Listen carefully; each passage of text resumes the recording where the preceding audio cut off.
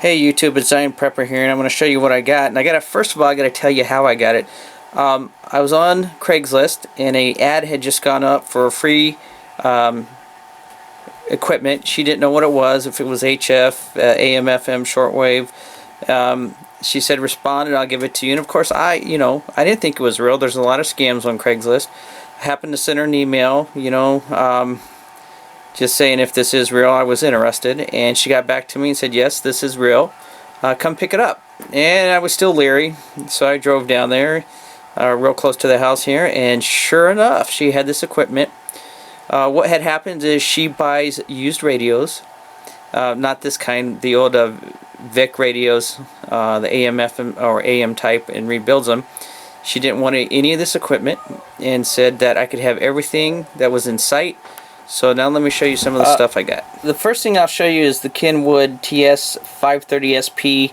I did some research on it. It is a much older radio. It is actually a hybrid radio in that it has the old bulb tubes in it, and it has one of the first circuit boards. So it's a hybrid. It's a cross before they went 100% electrical, and it's got the old tubes in it, and it works out real well. With this, I actually get the 10 meter band, the 12 meter band, 15, 17, 20, 30, 40, 80, 70, and 160 meter band, which are all HF bands from what I'm learning. So that was pretty neat. I got that. Right above it,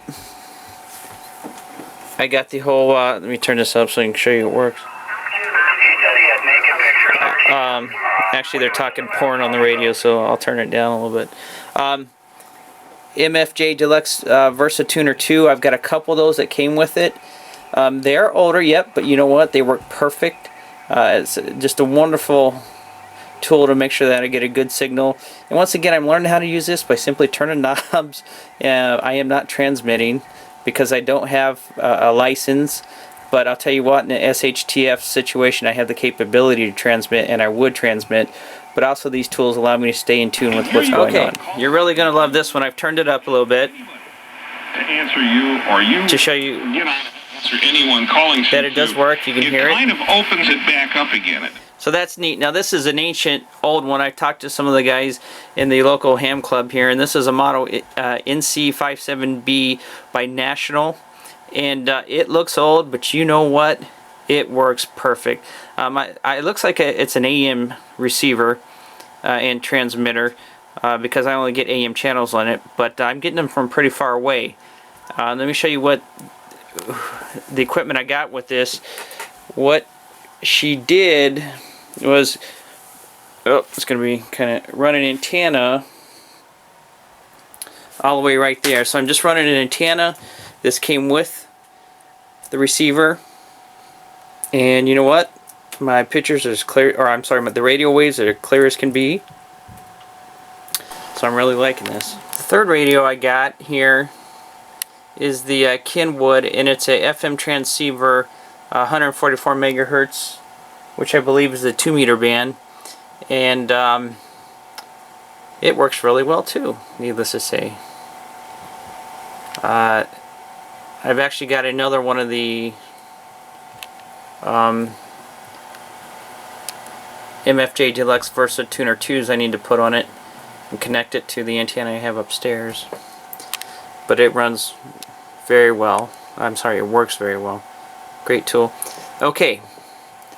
The next thing I got, I received from her, were these two Radioshack 2 meter amateur transceivers, and you can see I took one out of the box there, and I played with them. I've connected. I found out what the local repeater frequency was. I connected to them, and voila, they work.